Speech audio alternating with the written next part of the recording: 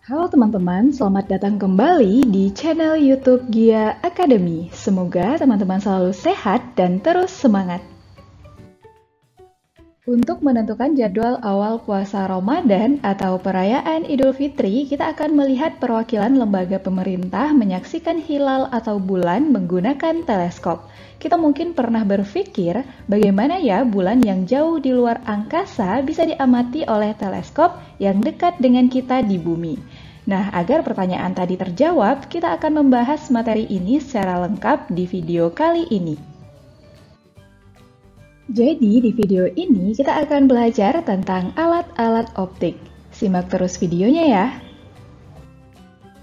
Nah, teman-teman, alat optik merupakan alat yang memanfaatkan prinsip pemantulan dan pembiasan cahaya. Pembahasan mengenai alat-alat optik ini akan fokus pada pembentukan bayangan yang dihasilkan oleh setiap alat optik yang terdiri dari mata sebagai alat optik alami, kamera, loop, mikroskop, dan teropong sebagai alat optik buatan. Semua alat optik ini akan kita bahas satu persatu. Kita mulai dari mata. Pada mata, hal yang akan kita bahas adalah bagian-bagian mata, cara kerja mata, istilah-istilah pada mata, dan cacat mata. Kita mulai dari bagian-bagian mata. Mata kita tersusun dari otot mata, kornea, iris, pupil, aqueous humor, lensa mata, vitreous humor, bintik buta, saraf mata, bintik kuning, retina, koroid, dan sklera. Nah, teman-teman, inilah rangkuman bagian-bagian mata dan fungsinya. Nomor 1 menunjukkan otot mata yang berfungsi mengatur gerakan bola mata. 2 adalah kornea yang menerima rangsangan cahaya dan meneruskannya ke bagian mata yang lebih dalam. Nomor 3 merupakan iris atau selaput pelangi. Iris berfungsi memberi warna pada mata dan mengatur besar kecilnya pupil. 4. Pupil, yaitu celah yang mengatur jumlah cahaya yang masuk ke mata. 5. Aqueous humor, berfungsi membiaskan cahaya dan menjaga bentuk bola mata. Berikutnya, lensa mata berupa lensa cembung atau lensa positif yang berfungsi mengatur pembiasan cahaya yang masuk ke mata dan memfokuskan cahaya agar bayangan jatuh pada bintik kuning. Nomor 7 adalah vitreous humor, berguna untuk menyokong lensa dan menjaga bentuk bola mata. 8. Bintik buta, menangkap dan meneruskan rangsangan cahaya ke otak. 9. Saraf mata, berfungsi meneruskan rangsangan cahaya ke otak. Selanjutnya, bintik kuning yang merupakan tempat jatuhnya bayangan. Nomor 11 adalah retina atau selaput jala, berfungsi sebagai layar untuk menangkap bayangan yang dibentuk oleh lensa mata. 12 koroid untuk mengalirkan oksigen dan nutrisi ke retina. Dan terakhir, sklera yang berfungsi melindungi dan mempertahankan bentuk bola mata. Setelah mengetahui bagian-bagian mata dan fungsinya, bagaimana cara kerja mata hingga kita bisa melihat suatu benda? Nah, proses melihat dimulai dari cahaya yang dipantulkan benda ditangkap oleh mata, menembus kornea, aqueous humor, dan diteruskan ke pupil untuk diatur intensitas cahayanya. Cahaya kemudian diteruskan dan menembus lensa mata. Pada lensa mata terdapat daya akomodasi yang mengatur agar cahaya jatuh tepat di bintik kuning retina. Apabila rangsangan saraf sudah mengenai fotoreseptor, maka impuls sensorik akan menuju ganglia yang terdapat pada retina bagian depan. Kemudian, impuls sensorik meneruskannya ke serabut-serabut saraf yang jumlahnya sangat banyak dan akhirnya sampai ke saraf optik hingga diteruskan ke otak untuk diproses menjadi respon. Cahaya dari sebuah benda yang masuk ke dalam mata membentuk bayangan nyata, terbalik, dan diperkecil pada retina. Secara fisis ada beberapa istilah pada mata, yaitu daya akomodasi, kemampuan lensa mata untuk menebal atau mencembung dan menipis atau memipih sesuai jarak benda yang dilihat. Punctum proximum atau PP, titik dekat yang dapat dilihat jelas oleh mata dengan berakomodasi maksimum. Punctum remotum atau PR, jarak terjauh yang dapat dilihat jelas oleh mata tanpa berakomodasi. Emetropi, mata normal, mata yang masih dapat melihat jelas benda yang berjarak 25 cm sampai jauh tak terhingga. Untuk mata normal, nilai PP atau titik dekatnya sama dengan 25 cm. PP dilambangkan juga dengan SN, sedangkan nilai PR atau titik jauh sama dengan tak hingga. Selanjutnya, kita akan membahas cacat mata. Ada 4 jenis cacat atau kelainan yang bisa dialami oleh mata, yaitu miopi, hipermetropi, presbiopi, dan astigmatisme. Cacat mata pertama, miopi atau rabun jauh. Miopi merupakan kondisi mata yang tidak dapat melihat dengan jelas benda-benda yang jaraknya jauh. Miopi terjadi karena bentuk bola mata terlalu cembung dan tidak dapat memipih. Akibatnya, bayangan benda jatuh di depan retina. Agar mata miopi dapat melihat dengan jelas benda yang letaknya jauh, maka digunakan lensa cekung atau lensa negatif untuk menanganinya. Dan beginilah pembentukan bayangan pada mata miopi setelah menggunakan kacamata berlensa cekung. Lensa yang digunakan untuk mengatasi cacat mata ini mempunyai kekuatan tertentu. Dan untuk menghitungnya, kita dapat menggunakan persamaan berikut. Persamaan untuk menghitung kekuatan lensa, P sama dengan negatif 100 dibagi PR. Persamaan untuk menghitung jarak fokus lensa yaitu F sama dengan negatif PR. Dengan PR merupakan jarak terjauh yang dapat dilihat oleh mata miopi, satuannya cm. P adalah kekuatan lensa, satuannya dioptri. F jarak fokus lensa dalam cm. Nah teman-teman, penderita miopi memiliki titik dekat atau PP kurang dari 25 cm dan titik jauh atau PR kurang dari tak hingga. Cacat mata berikutnya yaitu hipermetropi. Hipermetropi merupakan kondisi mata yang tidak dapat melihat dengan jelas benda-benda yang jaraknya dekat. Hipermetropi terjadi karena bentuk bola mata terlalu pipih sehingga bayangan jatuh di belakang retina. Untuk mengatasi cacat mata hipermetropi, digunakan kacamata berlensa cembung atau lensa positif. Dan beginilah pembentukan bayangan pada mata hipermetropi setelah menggunakan kacamata berlensa cembung. Persamaan yang digunakan untuk menghitung kekuatan lensa pada cacat mata hipermetropi adalah P sama dengan 100 dibagi SN dikurang 100 dibagi PP. Dan persamaan untuk menghitung jarak fokus lensanya yaitu F sama dengan 100 dibagi P. Dengan P, kekuatan lensa satuannya dioptri, SN, titik dekat mata normal, nilainya 25 cm, PP, titik dekat penderita hipermetropi, F, jarak fokus lensa, keduanya dalam satuan cm. Penderita hipermetropi ini memiliki titik dekat atau PP lebih dari 25 cm, dan titik jauh atau PR sama dengan tak hingga. Kelainan pada mata berikutnya adalah presbiopi atau cacat mata tua. Presbiopi biasa dialami oleh orang tua karena faktor usia. Presbiopi terjadi akibat menurunnya daya akomodasi mata karena otot mata yang sudah melemah. Orang yang menderita presbiopi tidak dapat melihat dengan jelas benda yang letaknya terlalu dekat atau terlalu jauh karena bayangan benda terletak di belakang retina. Penderita presbiopi dapat ditolong dengan menggunakan kacamata rangkap, bagian atasnya berupa lensa cekung atau lensa negatif yang berfungsi untuk melihat benda yang jauh, sedangkan bagian bawah terbuat dari lensa cembung atau lensa positif yang berfungsi untuk melihat benda yang dekat. Dan cacat mata yang terakhir adalah astigmatisme. Astigmatisme merupakan cacat mata yang terjadi karena bentuk bola mata yang kurang melengkung sehingga berkas cahaya yang masuk ke mata tidak terfokus ke satu titik. Cacat mata astigmatisme dapat dibantu dengan menggunakan kacamata silindris.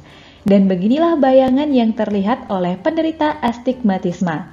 Penderita tidak dapat membedakan garis vertikal dan garis horizontal secara bersamaan karena berkas cahaya yang masuk ke mata tidak bisa fokus ke satu titik. Selanjutnya, alat optik kedua yaitu kamera. Kamera merupakan alat optik yang fungsi dan cara kerjanya hampir sama dengan mata.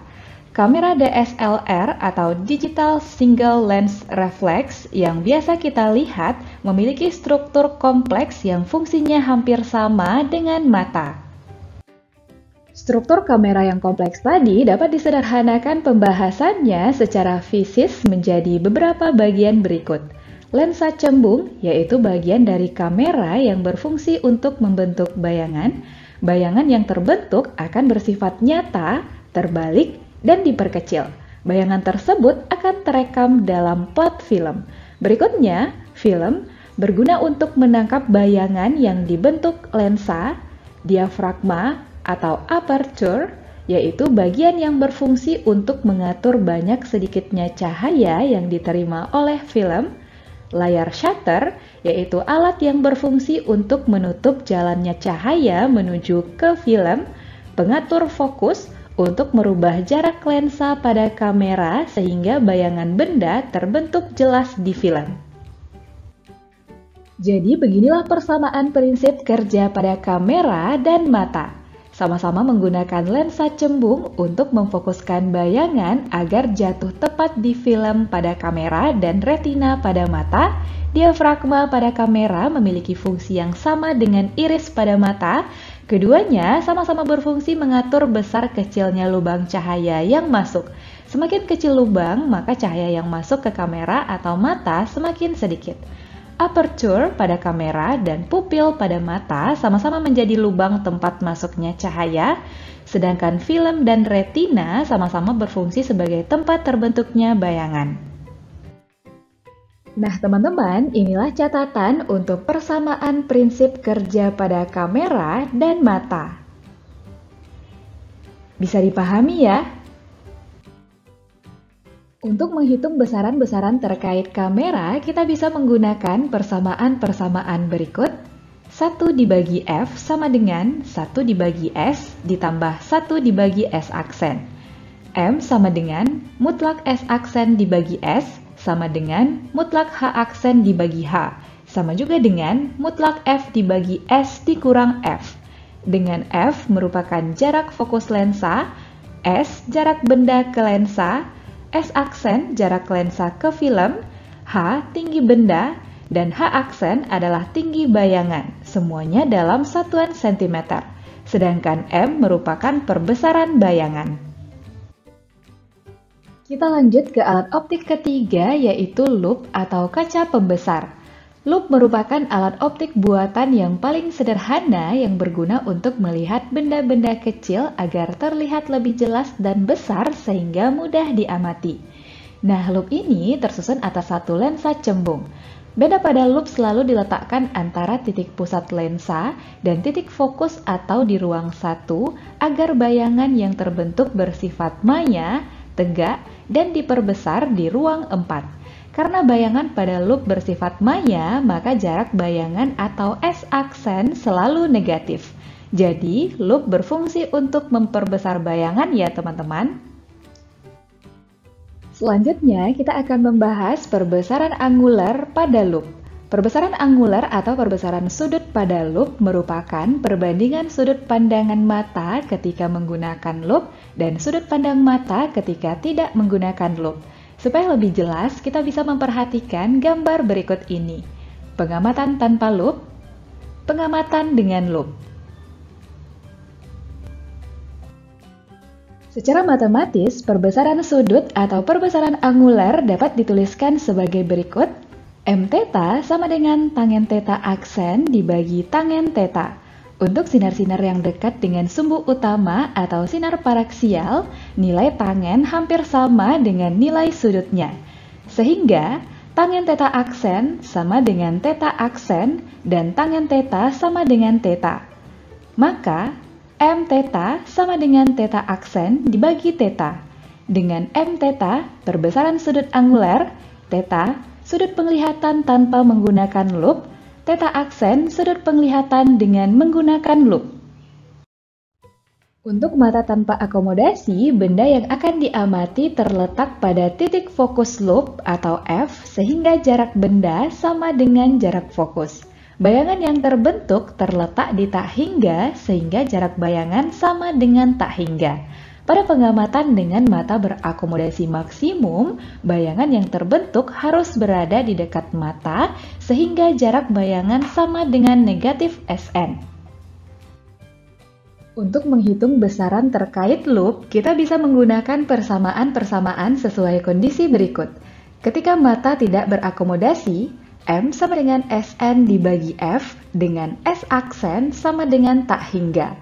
Mata berakomodasi maksimum, M sama dengan Sn dibagi F ditambah 1 dengan S aksen sama dengan negatif Sn. Untuk mata yang berakomodasi pada jarak tertentu atau X, kita bisa menggunakan persamaan M sama dengan Sn dibagi F ditambah Sn dibagi X dengan S aksen sama dengan negatif X. Dengan M merupakan perbesaran bayangan, Sn titik dekat mata normal nilainya 25 cm, F jarak fokus lensa, dan X adalah jarak keduanya dalam sentimeter. Nah, sampai di sini teman-teman bisa memahaminya ya. Agar teman-teman semakin paham, mari kita selesaikan contoh soal berikut.